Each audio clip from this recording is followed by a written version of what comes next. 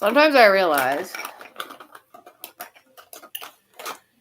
oh, I'm live. Look at that. Yeah, sometimes I realize how elfish I look. Like, it's kind of weird.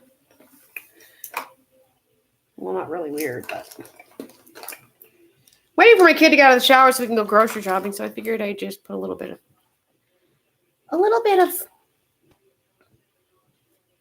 whatever on my face to cover up a few of my blemishes.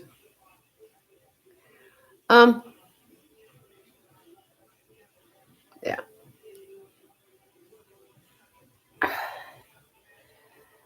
She's got like a little girlfriend, and I told her she doesn't need to be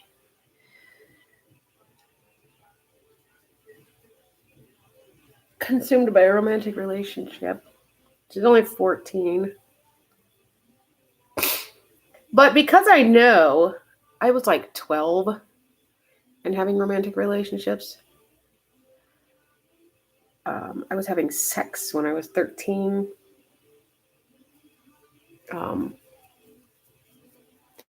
Not in any way, shape, or form condoning that, but I did inform her she's not at the age where she can legally consent to having sex, and that a lot of people could get in a lot of trouble if she does. We did have our one little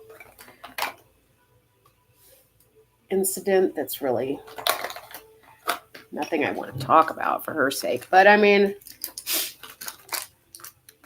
like I said, another result of poor supervision. And I'm not saying it's anyone's fault, because parents have to work. Many times parents have to work, and that's when kids end up getting into trouble, because we as a society are overworked, and we understand the importance of maternal relationships. We've done research to back up the importance of mothers being at home with their children, at the very least from age birth to about 5 years old, at the very least. Which is, generally speaking, I believe that's where the foundation for kindergarten started. Like, that's the age when it's been deemed appropriate for a child and their neurological development. If I'm not mistaken. Now, I'm not anyone that's done any research myself. Obviously, I'm not a scientist or any of that shit. But I mean, obviously, kindergarten starts at 5 years old, because that's when it's acceptable and no longer neurologically damaging to children to be. That's my assumption, right? Well, we've lost sight of all that these days, and we're just like, go, go, go, work, work, work. And we wonder why all of our children are ending up with mental health disorders and all these issues and shit. I don't know. Our society is so baffling to me. Like, it's ass backwards. It's contradictory in every sense of the word. And I really don't know what to think about it. I just know that I know I've been robbed of the most important part of all my children's lives, except for my oldest, who was with me till she was 4.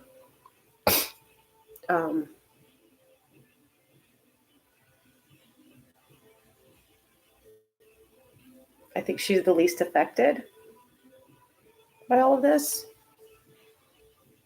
But at the same time, she's the one that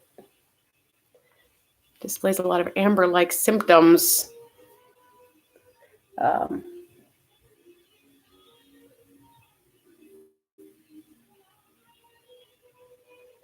Leisha seems to be fairly functional and not having much difficulty with anything. I think she seemed like a little bit of anxiety, but I'm not anyone that can say, because I'm not anyone that interacts with them on a daily basis. So that's just an assumption on my part. It could be right, could be wrong.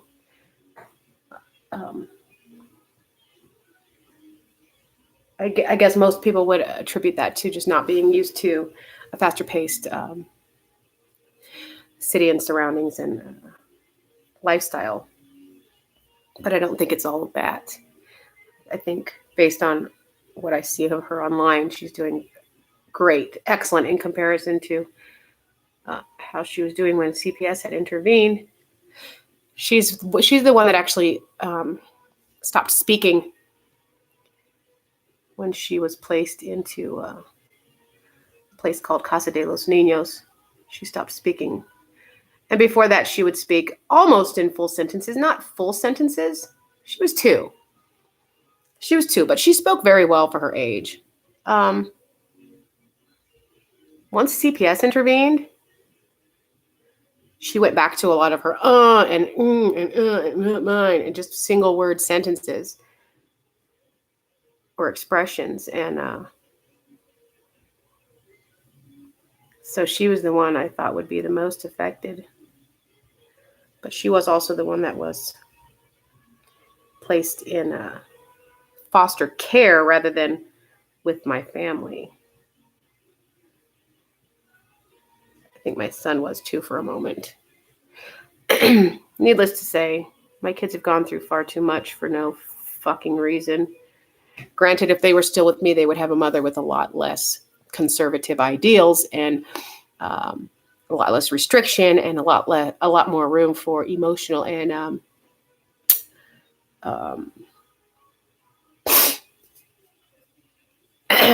other expression. I am really seriously upset by something that two people have said, that my son was running around pretending to be okay. And that's like one of the most insensitive things I could ever hear anybody say. Maybe because I've suffered with suicidal ideations and I've almost killed myself several times. And so I know what it takes to get to that point. I know what it takes. I know how much pain it takes to get to the point of suicide. And if my son did what he did to prove a point, has the point been proven? Has the point been proven? Did he accomplish? I mean, can we at least give him that much respect? That his death be worth whatever it was he was trying to make it worth? Because that pisses me off too. For me to hear someone say that to me, Ray killed himself because he was trying to make a point. What point was he trying to make? Did he make it? I hope so. I hope so, because if he felt he had to go to that extent to make a point, then people were not listening. And everyone's saying he was running around pretending to be okay. Bullshit. Bullshit. Bullshit. I'm still angry. Everyone wants to take credit for being there. Oh, well, you don't have any right to say anything because you weren't here to experience it. Then that makes it your responsibility. That makes it your fault. Sorry. You were not there for him the way he needed you to be. And I hate to say this and be insensitive again, but I'm getting angrier and angrier every time I think about it, because had I been allowed to be a part of my children's lives, rather than everyone trying to say that I wasn't there by choice, they need to, you know what? I hate to throw your name out there, Rob Sanders. Rob Sanders is my son's father. I hate to throw his name out there, but if you ask him, he'll tell you the same thing. We would call and they would never answer. My parents make it very clear not to show up, not to be anywhere near their home, not to just come over uninvited. You have to call first. And we all understand that. Everyone that knows my parents understands that. So if no one answers the phone, ever, you can't just show up uninvited. Now, my girl's father, he wanted to. He's like, bullshit, Amber, what are they going to do? What are they going to do? The worst they can do is call the cops on us. We're there to see our kids. We have a right. Like, seriously, my kids are so sheltered from the truth. And I have no clue what they've been told. I really have no clue what they've been told, because I can't even convince them to sit down and talk to me about what they believe the circumstances were. I want to say maybe they just want it to be water under the bridge so it can all be, but that's not fair, because first and foremost, their rights and their well-being and all that was actually sacrificed rather than, I don't know. I'm so confused as to my mom's motives. I'm so confused as to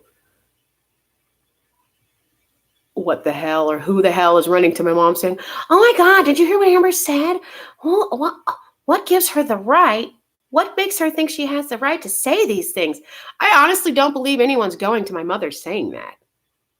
I think that's my mother making that shit up to make me feel like it's not her that's having the problem with me, it's everyone else. Because I can't see anyone else or anyone else in our lives or her life that knows me and my circumstances or enough about the situation other than what my mother's told people that they would even say I wouldn't have the right to say anything about my own children. Like, obviously, either my mother's given the warped idea to everyone that I believe she has about my circumstances. And I got to give James credit because I know that James, he's my stepdad. My dad, he raised me pretty much from 8. Well, he didn't raise me, but he was there half the time. He's the one that the problems are supposedly centered around, but I don't have any problems with him. I don't have any issues with anything they did, with any of their parenting choices.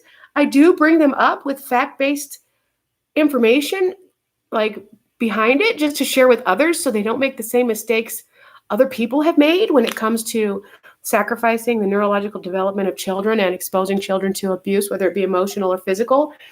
And I got in trouble for that. I get in trouble for things like that, and I don't understand it. Like, I really don't understand it.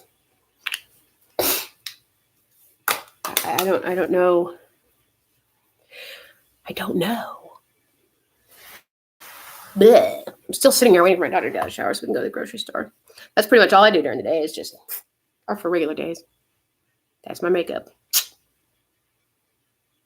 Ta-da! Anywho, yeah, I don't know. I've got a lot on my mind, like all the time, and really nobody to discuss it with. I'd love to get back on track with my kids because nothing is really as they believe it is. I'm far from perfect, and I made my mistakes, and I feel like an idiot. I feel like a failure in a lot of areas when it comes to my kids because I wasn't able to stand up for myself. But it's taken a lot for me to understand and realize that that wasn't necessarily my fault either. These are a lot of things that I regret not being able to teach my children, that I'm attempting to make sure I teach her, are things that I was not taught. I was underexposed to a lot of things. And so when I did hit the real world, yeah, I started running away at 12, 13. It was all over. I was far too underexposed to a lot of things. Had I known, I had to learn purely by consequences. And really, I can't say I didn't learn because I did learn, but I just sometimes am made to feel like I didn't learn anything because my choices are different than other people's choices. And I'm really wanting people to get away from that. Like, I hate when people call each other whores. I despise it because someone's sexual preferences are their business. Like, if you choose to have one partner or a million partners, it's up to you. As long as they're all consensual partners, whose business is it what your vagina does or what you do with your vagina or your penis or whatever? I hate that that society's made it so taboo to talk about anything. My daughter's been exposed to two women in a cup. I think I said 2 men in a cup earlier. Two girls in a cup. I've only heard of this thing. I've only heard of this video. Okay, apparently something repulsive and disgusting. Yeah, about defecation and who would find that remotely arousing is really sick and twisted in their head. But I mean, honestly, those two girls were apparently willing participants in this. So who are they hurting other than themselves? It's it's really no one's place to say they can't do that, because now, for all intensive purposes, when it comes to exploitation, offering a huge amount of money for something like that to get someone to do something they wouldn't normally do, that's understandable. But even then, there's a fine line in how much you can protect people.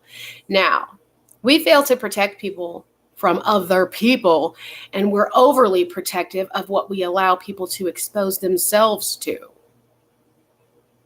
We've got people in prison for drugs and stupid shit that only affect them. We got children that grew up in drug dealing families and were never traumatized until their house was raided.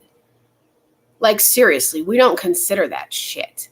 And that pisses me off, because I'm not saying drug use or drug sales is appropriate or acceptable. Obviously, we need to find we need to lower the cost of living so people can survive and not have to work their asses off, or we need to find better opportunities for employment and such. And then when it comes to drug use, there's obviously a lot of psychological damage happening to children that are becoming adults that are psychologically damaged and that are using and that are doing things to comfort and soothe themselves, and they're being punished for it. How dare you cope?